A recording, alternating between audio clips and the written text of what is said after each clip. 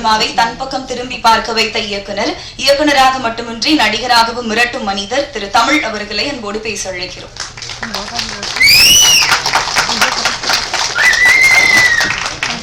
எல்லாருக்கும் வணக்கம். நீங்க சந்திரசேகரன் வரும்போது பயங்கரமான கைதட்டல் இருந்துச்சு. அது போல பாக்கியாரனை ஏத்திருந்தீங்கன்னா இந்த அரங்கமே அறிந்திருக்கும். சினிமால வந்து ரொம்ப முக்கியமான ஆளு பாக்யராஜன். உண்மையிலேயே நிறைய அதை பத்தி சொல்லலாம். நான் வேலை விட்டு வந்தப்ப எனக்கு வந்து பெரிய ஒரு தூண் மாதிரி நின்று சினிமாவில் எல்லாம் டிராவல் பண்ண வச்சாரு. இந்த மேடையில நாங்கெல்லாம் உட்கார்ந்துக்கிறதுக்கு அவரும் முக்கியமான காரணம். அதனால அந்த பாக்யராஜன்ல யாரும் நீங்க எல்லாம் பாக்கணும்.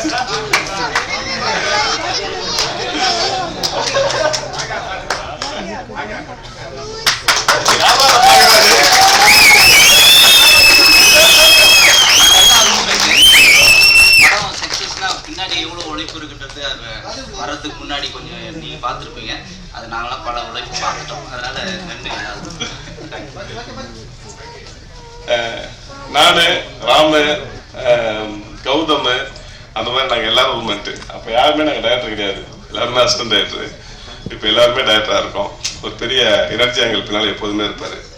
இந்த படத்துக்கு கலந்துக்கிட்டதுக்கு ரொம்ப முக்கியமான ஒரு காரணம் இருக்கு. என்னன்னா டனாக்காரில் ஒரு படமா இருந்தது லிங்கேஷ், ராம் சாரு, பாக்யராஜன், சந்திரசேகரன் இவங்கெல்லாம் வந்து ரொம்ப படமா இருந்தாங்க. எனக்கு இந்த படத்தை ரொம்ப எனக்கு நெருக்கமான படம் அப்படின்னு சொல்லலாம். ஏன்னா எனக்காக உழைத்த மனிதர்கள் எல்லாரும் சேர்ந்து இந்த படத்தை வந்து ஒரு பெரிய முயற்சி எடுத்து கொண்டு இருக்காங்க. தமிழ் சினிமால பெண் இயக்குநரோட எண்ணிக்கை ரொம்ப அதி குறைவா இருக்கு. அவங்களோட எண்ணிக்கை உண்மையிலே ஒரு ஆண்களுக்கு நிகராக 50க்கு 50 வரணும். இன்னைக்கு பெருசா பயங்கரமா அடிச்சு நொறுக்குறாங்க. இன்னைக்கு வர்ற பெண்கள்ல சுதாகோங்கிற படத்தை எடுத்துட்டு நீங்க எந்த ஆண் இயக்குநரோட பேரை போட்டாலும் பொருந்தும். ஏன்னா அப்படி ஒரு மாஸ்டர் பீஸா இன்னைக்கு வந்து ஒர்க் பண்றாங்க. அது மேடமும் வளரணும். இந்த படம் பெரிய வெற்றி பெறணும். நன்றி. Thank you sir. அடுத்தபடியாக நல்ல விளைவுகளை ஏற்படுத்தாத வார்த்தைகள் பலனற்றவை என்று கூறுவார்கள். அந்த வகையில் சமூகத்தில் நல்ல மாற்றம் ஏற்பட தொடர்ந்து எழுதி கொண்டிருக்கும் எழுத்தாளர் மற்றும் சமூக செயற்பாட்டாளர் திரு சூர்யா சேவியர் அவர்களை அன்போடு பேச அழைக்கிறோம்.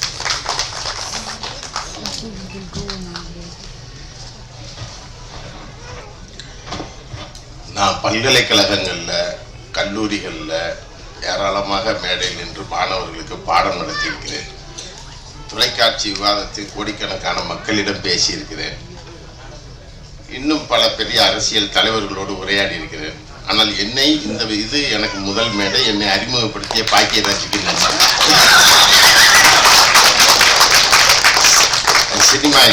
இந்த சினிமா மேடையில் பேசுறது ஃபர்ஸ்ட். நிறைய நடிகர்கள் மனதாலும் குணத்தாலும் உயர்ந்த மனிதர் நம்ம இயக்குனர் தமிழ். அவர் ஏற்கனவே உயர்ந்துதான் இருக்காரு. அப்படிப்பட்ட நபர்களோடு சகோதரர்களோடு எனக்கு நெருங்கிய தொடர்பு உண்டு. ஆனால் என்னன்னா இந்த மாதிரி மேடையில் வந்து ஃபர்ஸ்ட் பேசுறது, இந்த ஃபர்ஸ்ட் படம்லாம் ஓடிச்சு பார்த்தோம், பாடல்கள்லாம் பார்த்தோம். அதாவது பொதுவாக என்ன சொல்லுவாங்கன்னா, ஒரு மனித பிறப்பாக பிறந்தவர்களுக்கு 3 விஷயம் வந்து ரொம்ப பிடிச்சிட்டே இருக்கும். எல்லாருக்குமே பிடிச்ச ஒரு 3 விஷயம் உண்டு. ஒன்று வந்து கடல். எந்த மனிதர்கள் போய் நின்னாலும் அந்த கடல்ல இருந்து வெளியே வரவே மாட்டாங்க. அந்த கடலை பார்த்துக்கிட்டே இருப்பாங்க. 2வது ஒரு விஷயம் மலை பிரதேசத்துக்கு போனாலும் என்ன செய்வாங்க, பார்த்துக்கிட்டே இருப்பாங்க. அந்த மலை அவர்களை வந்து அங்கிருந்து வெளியேற விடாது. 3வது யானையவும் பார்த்துக்கிட்டே இருப்பாங்க. இந்த 3ஐயும் மனிதர்கள் பார்த்த உடனேயே அந்த இடத்திலிருந்து தங்களை நகர்த்தி கொள்ள மாட்டார்கள். அங்கேயே நின்றுட்டே இருப்பாங்க, அதை பார்த்துக்கிட்டே இருப்பாங்க. ஏன் இது இருக்கு? இதனுடைய உளவியல் என்ன அப்படின்னு பார்த்தா, இந்த 3மே அளவில் பெரியதாக இருக்கிறது. கண்ணு கொள்ளாது, பார்க்கறதுக்கு ரொம்ப பெருசா இருக்கும்.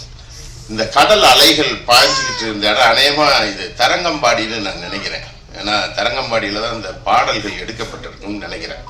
ஏன்னா நான் தரங்கம்பாடிக்குள்ள ஒரு 15 நாள் உட்காந்து இந்த காவிரி நீரோவியம்னு ஒரு புக்கு எழுதினேன். அந்த புத்தகம் எழுதும்போது நீங்கள் அமர்ந்து மேலே காதல் பாடிக்கொண்டிருக்கிறீங்கல்ல, அதற்கு கடலுக்கு கீழே ஒரு மிகப்பெரிய வரலாறு இருக்கு. அதான் என் மனசுக்குள்ள வந்து போச்சு. நல்ல ஒரு இடம் இருக்கு. அந்த கடலுக்குள் பல காதல்கள் செத்து போச்சு. செத்து போன வரலாறு ஒன்று. அந்த அலைகள் அந்த சோகத்தை பாடிக்கொண்டே இருக்கும். அந்த ஊருக்கு பேரு தரங்கம்பாடினாலே அலைகள் பாடி அப்படின்னு தான் பேரு. தரங்கம்னா அலைகள் பாடிங்கிற ஊர் தான் தரங்கம்பாடின்னு சொல்றாங்க. அந்த ஊர்ல தான் இந்த ஷூட்டிங் நடந்திருக்கு. ஏறக்குறைய 2-3 பாடல்கள் அதிலே இருந்தது. அந்த இடிந்து போன அந்த திண்டுகளுக்கு இருக்குல்ல, அதற்கு உள்ள நான் இங்கே போய் ஆய்வு செய்து எழுதுனதுல அந்த காலத்துல வயதுக்கு வந்த பெண்கள் பூப்படைந்த உடனே அன்றைக்கு இருந்த வெள்ளையர்களால் இல்ல அன்றைக்கு இருந்த ஆதிக்க சக்திகளால் அன்றைக்கு இருந்த மன்னர்களால் அவங்க பூ பெய்த உடனே அவங்கள அரண்மனைக்கு அனுப்பி வைக்கணும். இல்லைன்னா அங்க இருக்கிற படை வீரர்கள் அவர்களோடு உறவு கொள்ளணும். இவர்களுக்கான காதலோ எதுவுமே இருக்காது. உடனே அந்த தரங்கம்பாடி ஊர்ல என்ன பண்ணுவாங்க அப்படின்னு சொன்னா, குழி தோண்டுவாங்க. ஒரு குழியை தோண்டி நெல்லு போடக்கூடிய ஒரு இதை உள்ள வைப்பாங்க. வச்சுட்டு அதுக்குள்ள அந்த குழந்தைய, அந்த பூ பெய்த பெண்ணை உள்ள இறக்குவாங்க. இறக்கின உடனே அந்த பொண்ணு உள்ள போய் அந்த நெல் அள்ளிட்டு வாமா அப்படின்னு சொல்லுவாங்க. அந்த குழந்தை உள்ள இறங்கின உடனே மண்ணை போட்டு மூடிடுவாங்க. இது இந்த மாதிரி எவ்வளவு தெரியுமா? கிட்டத்தட்ட 8200 குழந்தைகள் அந்த கடலுக்கு கீழே இருக்கிறார்கள். அதற்கு பேரு பூவாடைக்காரி அப்படின்னு பேர். அதுக்கு அதை வச்சுட்டு அந்த குழந்தை இறந்த இடத்த தெய்வமா வழிபடுவாங்க. ஒரு பெட்டியில பூ செஞ்சு அந்த பூவை சுத்தி அதை வழிபடுவாங்க. தரங்கம்பாடி கடற்கரை முழுவதும் பூவாடைக்காரிகள் நிறைந்த ஒரு ஊர். அவர்களுக்கு காதல் உண்டு. அந்த காதல் என்ன செய்யப்படுகிறது, அந்த அந்த இடத்த பார்த்ததுல இருந்து எனக்கு அப்படித்தான் மனசுக்குள்ள அதை பார்த்துக்கிட்டே இருந்தாலே ஒரு பதட்டம் வந்துகிட்டே இருந்துச்சு. ஆனால் அந்த கடல் ஒரு கதையை சொல்லிக்கொண்டே இருக்குது. அந்த கடலின் மேல் நின்று, அந்த தரங்கம்பாடியில் நின்று ஒரு கதையை, ஒரு காதல் கதையை நீங்கள் என்ன செய்கிறீர்கள், சொல்ல முயன்றிருக்கிறீர்கள். அந்த வகைக்கு வாழ்த்துக்கள், பாராட்டுக்கள். ஏன்னா காதல் என்பது நீங்க ஒரு ரொம்ப நீங்க பெரியார சொல்லுவாங்க தமிழ்நாட்டுல. பெரியார் இல்லாம ஒரு விஷயத்த பேச முடியாது. நீங்க பெரியார் காதலை பத்தி ஒரு விஷயம் சொல்லுவார். திருமணமோ கல்யாணமோ கன்னிகாதானமோ எதுவுமே தமிழ் சமூகத்தில் வழக்கே கிடையாது. நமக்குள் இருந்ததெல்லாம் காதல் தான். ஏன்னா கல்யாணமும் கன்னிகாதானமும் திருமணமும் பின்னால் நாம் உருவாக்கி கொண்டது.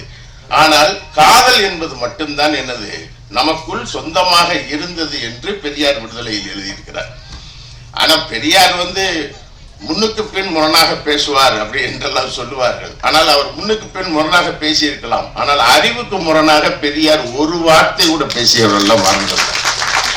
அவர் அறிவுக்கு முரணாக பேசியவரே கிடையாது. எல்லாமே கிளீனா என்ன செய்வாரு, அவர் எல்லா பர்னிச்சரையும் உடைச்சிருப்பாரு. காதல் பர்னிச்சர்லாம் உடைச்சிருக்காரு. நீங்க காதலை பத்தி அவர் எழுதுன, நான் முன்னாடி எழுதுனது படிச்சீங்கன்னா காதலை போட்டு ஒடன்னு உடைச்சிருப்பாரு.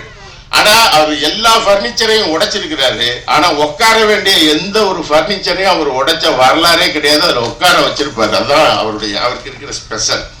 நீங்க அவரை விமர்சிக்கலாம், என்ன வேண்டுமானாலும் பண்ணலாம்.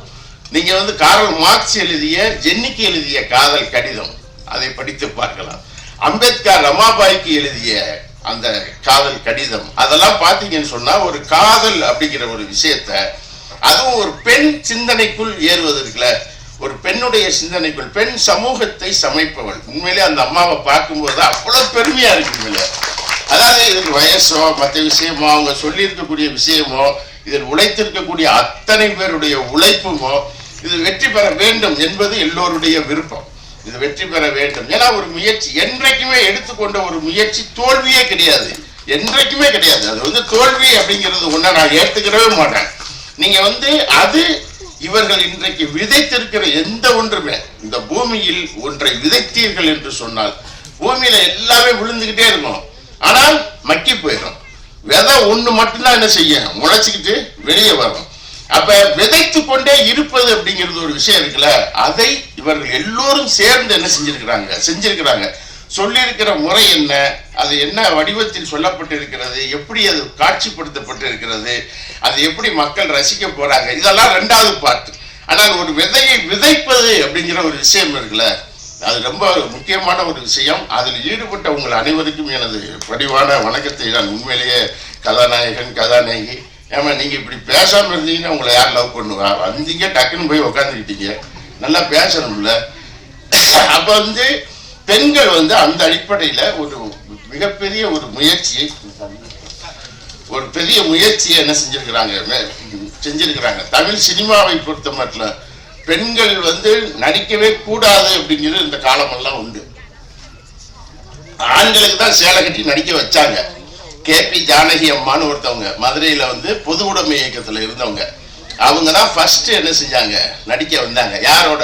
விஸ்வநாத தாஸ் நான் மேடை நாடகத்துல நடிக்க வந்தவங்க. முதல் சினிமா நடிகை, நாடக நடிகை KP ஜானகி அம்மா தான். அவங்க தான் நடிச்சாங்க. விஸ்வநாத தாஸ் பிறப்பால் தாழ்த்தப்பட்டவர் என்பதற்காக அவர் கூட நடிக்க மாட்டாங்க. ஆனா அவர் ஒரு சிறந்த கலைஞர். விஸ்வநாத தாஸ் வந்து ஒரு மிகப்பெரிய கலைஞர். அப்புறம் KP சுந்தராம்பாள். இப்படி நீங்க வரிசையா எடுத்துக்கிட்டே வந்தீங்கன்னு சொன்னா ஒரு மிகப்பெரிய வரலாறு. பெண்கள் சினிமாவை அல்ல கலையை உயர்த்துவதில் அவர்கள் எடுத்துக்கொண்ட போராட்டங்கள் இருக்குல்ல, அது ரொம்ப முக்கியமான போராட்டமாகத்தான் என்னால் பார்க்க முடிகிறது.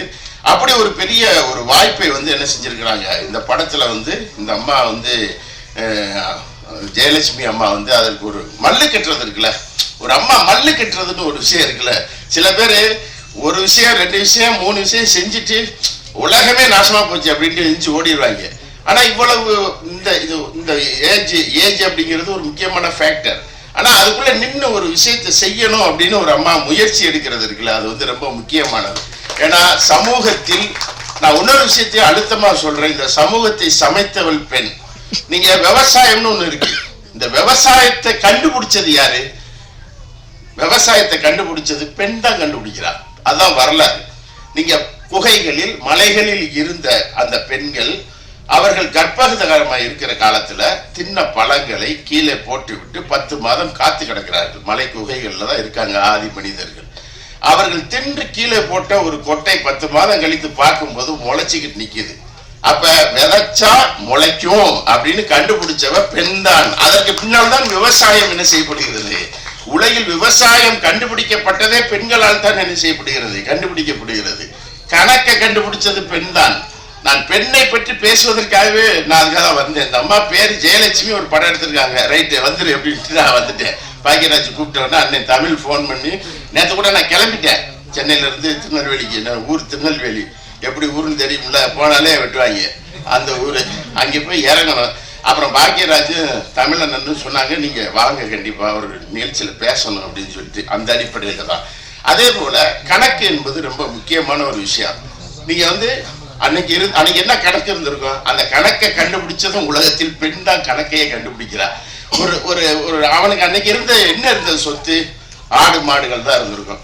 ஆடுகள் பூரா என்ன செய்யும், மேய்ச்சலுக்கு போகும்போது கல்லெடுப்பா. கல்லெடுத்து 1 2 அப்படின்னு சொல்லியிருக்க மாட்டா, கல்லை போட்டிருப்பா போயிருக்கும், ஒரு உருப்படி போயிருக்கும். திரும்பி ஆடு வருது, குழியில கல் இருக்கு, எடுத்து வெளியே போடுதா, 1 2 3 100 போச்சு, 99 கல்லு தான் குடிக்குள்ள போயிருக்கு, ஒத்த ஆட்டை காணா, தேடுறா அப்படிங்கிறதுல இருந்து தான் கணக்கு உருவானது. கணக்கை கண்டுபிடித்தவளும் பெண்ணு தான். இதான் உலக வரலாறு. அவ உலகத்தை சமைத்தவள், சமூகத்தை சமைத்தவள், சமூகத்தை எப்படி காதலித்திருப்பாள் என்று நாம் யோசித்திருக்க வேண்டும். அப்படி சமூகத்தை காதலித்த ஒரு பெண்களை எப்படி இந்த சமூகம் அடக்கியது, எப்படி இந்த சமூகம் உடக்கியது. இப்பயும் காதல்னு பேசினாலே வெட்டிச்சுக்கிட்டு நிற்கக்கூடிய, அருவாளெல்லாம் கையில தூக்கிக்கிட்டு நிற்கக்கூடிய காலத்திலும் ஒரு காதலை வாழ வைத்துக் கொண்டிருப்பது அப்படிங்கிறது வந்து சினிமா தமிழ் சமூகம் மாத்திரமல்ல, உலக சமூகத்தை வாழ வைத்துக் கொண்டிருக்கிறது, காதலை வாழ வைத்துக் கொண்டிருக்கிறது. ஆதலினால் காதல் செய்வீர் என்று என்ன சொன்னா பாரதி, ஆதலினால் காதல் செய்வீர். காதல் செஞ்சா என்னெல்லாம் கிடைக்குங்கிறார். யாரு? பாரதியார் சொன்ன ஆதலினால் காதல் செய்வீர் உலகத்தீரே அப்படின்னு ஒரு இது இருக்கு பத்தியில. காதல் செய்தால் மானுடருக்கு கலவி உண்டு, கலவியில் கவலை தீரும். இந்த ஒரு முத்தம் கொடுத்தார்ல, கவலை தீரும். கவிதை உண்டு, கானம் உண்டு, கலைகள் உண்டு, சாகாமல் இருப்பவும் கூடும், மரணம் பொய்யாகும், அதனால் காதல் செய்யுங்கள். மரணத்தை பொய்யாக்கணும்னாலே நீங்க என்ன செய்யுங்க, காதல் செய்யுங்கள் என்று பாரதி என்ன செய்யறான், பாடல்கள் எழுதுறான். அப்ப இதையெல்லாம் கணக்கு பண்ணுகிற பொழுது ஒரு பெண், அதுவும் இந்த சமூகத்தில் ஒரு படத்தை எடுக்கணும், அதை பல வழியில சொல்லலாம், எழுதவும் செய்யலாம். நாங்கள்லாம் நூல் எழுதுறோம். ஒரு புத்தகத்தை எழுதுவதற்கு ஒரு 6 ஆண்டு காலங்கள் ஒரு நதியில் நான் பயணித்திருக்கிறேன். 6 வருஷம் ஆத்துக்குள்ளே படுத்து கிடந்திருக்கிறேன். என்னெல்லாம் வெளியே யாருக்குமே தெரியாது. ஆனால் ஒரு புத்தகத்தை நாங்கள் அப்படித்தான் எழுதுவோம், ஒரு வரலாறை அப்படித்தான் தேடுவோம். வாழ்க்கையில் பாதி நாள் எங்கேயாவது நாடோடியாக அலைந்து கொண்டிருப்போம், ஏதாவது ஒரு கல்வெட்டை போய் தோண்டிக்கிட்டு இருப்போம். இதைத்தான் நாங்கள் செய்து கொண்டிருப்போம். ஆனால் வெளி உலகத்திற்கு எங்களுக்கு பெரிசாக தெரியாது. இந்த சமூகத்தில் ஒரு எழுத்து என்பது ரொம்ப முக்கியமானது, ஒரு படைப்பு என்பது ரொம்ப முக்கியமானது. படைப்பாளி முக்கியமானவன், எழுத்தாளன் முக்கியமானவன். அந்த வகையில் ஒரு எழுத்தாளன் என்ற முறையில் இந்த படைப்பாளிகள் அனைவரையும் மிகவும் மனதார பாராட்டுகிறோம். இந்த திரைப்படம் வெற்றி பெற வேண்டும், சமூகத்தில் இது ஒரு தாக்கத்தை உருவாக்க வேண்டும் என்ற வேண்டுகோளை வைத்து எனது இந்த மேடையில் முதல் மேடையில் என்னை அறிமுகப்படுத்திய பாக்கியாவுக்கு மீண்டும் நன்றி சொல்லி, அம்மாவுக்கு நன்றி சொல்லி, அனைவருக்கும் நன்றி சொல்லி அமைகிறேன். நன்றி, வணக்கம். Thank you sir. சோ நம்ம சொசைட்டில நல்ல சேஞ்சஸ் உருவாகணும் அப்படின்ற ஒரு உயர்ந்த எண்ணத்தோட எழுத்தாளர் திரு சூர்யா சேவியர் அவர்கள் தொடர்ந்து பல புத்தகங்களை எழுதிட்டு இருக்காங்க. பெஸ்ட் செல்லராகவும் இருந்துட்டு இருக்கு. இப்ப கூட காதல் பத்தியும் பெண்கள் பத்தியும் ரொம்ப அழகான விஷயங்களை நம்மளோட ஷேர் பண்ணியிருந்தாங்க. சார் சொல்லியிருந்தாங்கல்ல 6 வருஷமா நான் வந்து ஒரு புக் எழுதுறதுக்காக ஆத்துக்குள்ள போய் படுத்திருந்தேன் அப்படின்னு. இந்த புக் தானே சார்? காவேரி நீரோவியம் அப்படின்றதுதான் அந்த புக். சோ இந்த புக்கை பத்தி சொல்லணும் அப்படின்னா கிழக்கு தொடர்ச்சி மலை, மேற்கு தொடர்ச்சி மலை, குடகு, அகத்தியர் அப்படின்னு ரொம்ப அழகழகான பொருளடக்கமே அவ்வளவு சிறப்பான விஷயங்கள் பத்தி பேசியிருக்காங்க. சோ இந்த புத்தகத்தை வந்து சிறப்பு விருந்தினர்கள் அனைவருக்கும் இங்க ஸ்டேஜ்ல வந்திருக்கக்கூடிய எல்லாருக்குமே வந்து நாங்க போகும்போது உங்களுக்கு ஒரு புக் நாங்க கொடுத்து அனுப்பணும் அப்படின்னு ஆசைப்படுறோம். சாரோட சார்பா உங்க எல்லாருக்கும் இது பரிசாக காத்திருக்கிறது. Thank you sir. இன்னும் நீங்க இந்த ஆறுகள் பத்தி இன்னும் 3 புக் எழுதுறீங்க அப்படின்னு சொன்னாங்க. இன்னும் அதுக்கு 6 வருஷம் ஒரு ஆறுக்கு அப்படின்னு எடுத்துக்காம சீக்கிரமா நீங்க எழுதி முடிக்கணும் அப்படின்ற ஒரு சூப்பர் சார். வைகையில 3 வருஷம் இருந்திருக்கீங்க. இன்னும் சீக்கிரமா நீங்க அந்த புக்ஸ் எல்லாம் எழுதி எங்களுக்கு அதை படிக்க கொடுக்கணும் அப்படின்ற ஒரு விஷயத்தை வந்து நாங்க முன் வச்சுக்கிறோம். Thank you sir. அடுத்தபடியாக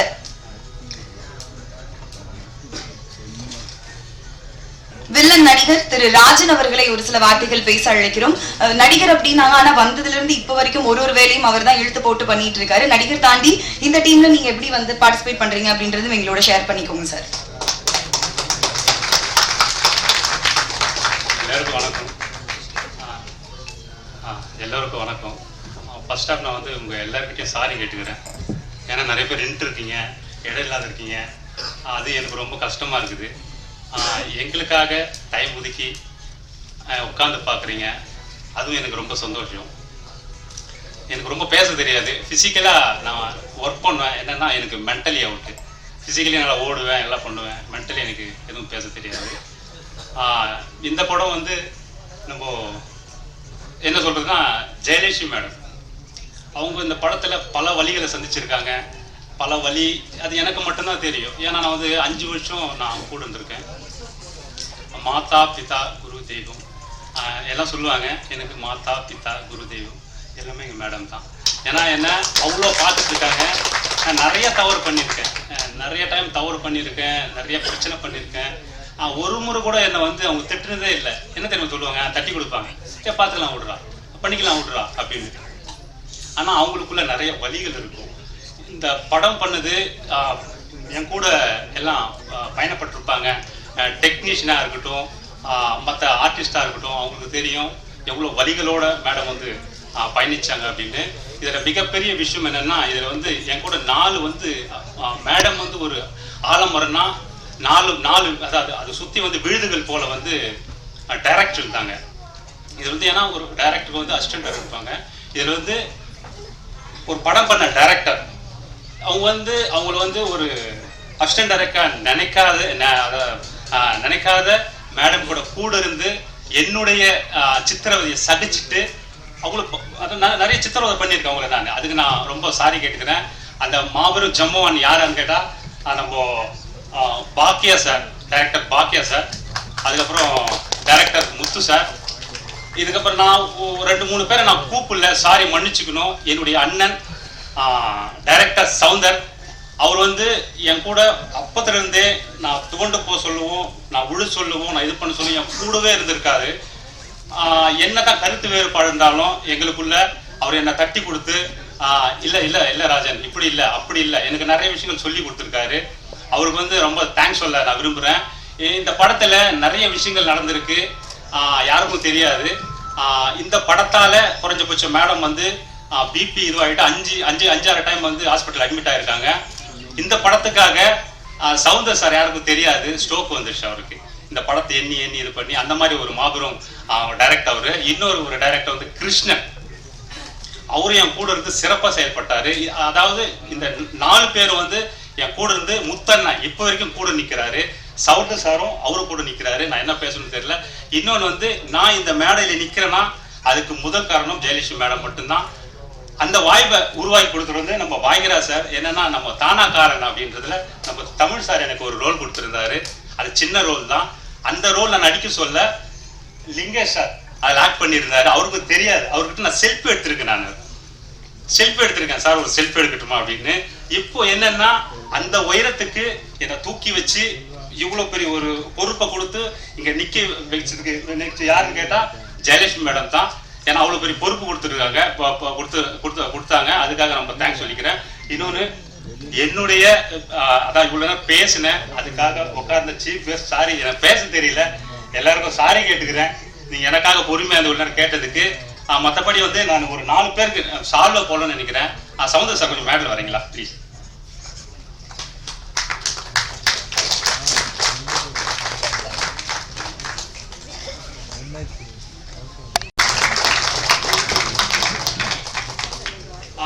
எல்லாரையும் பற்றியும் சொல்லலாம். எனக்கு லிங்கேஷ் சாருடைய ஆக்டிங் வந்து ரொம்ப புல்லரிக்கும். அந்த மாதிரி பண்ணுவார். ஒரு விஷயத்த சொன்னால் அதை அவர் உள்ளுக்குள்ளே எடுத்துகிட்டு பண்ணுவார். அப்படி பண்ணும்போது கூட மறுபடியும் மேடம் போய் கரெக்ஷன் சொல்லுவாங்க. இல்லை இது இன்னும் கொஞ்சம் இப்படி பண்ணணும். அதையும் உள்வாங்கிட்டு ரொம்ப அழகாக பண்ணுவாங்க.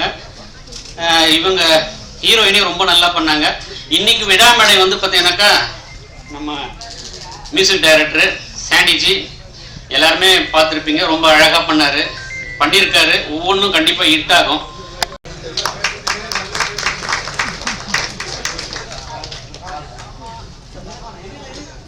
என்னோட மாதா பிதா குரு தெய்வம் எல்லாமே வந்து மேம் தான் அப்படின்னு சொல்லியிருந்தாங்க ராஜன் ப்ரோஸ். அவங்களுக்கு நீங்க ஒரு சால்வை போத்தணும் அப்படின்னு நாங்க கேட்டுக்கிறோம் மேம்.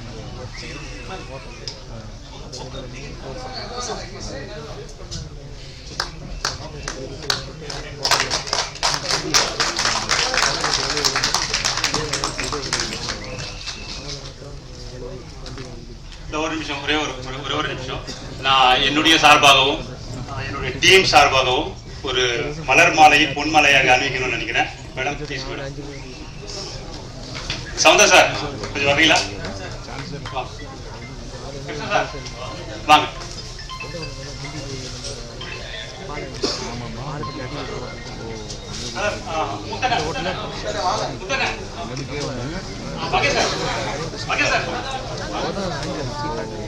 Daddy is coming.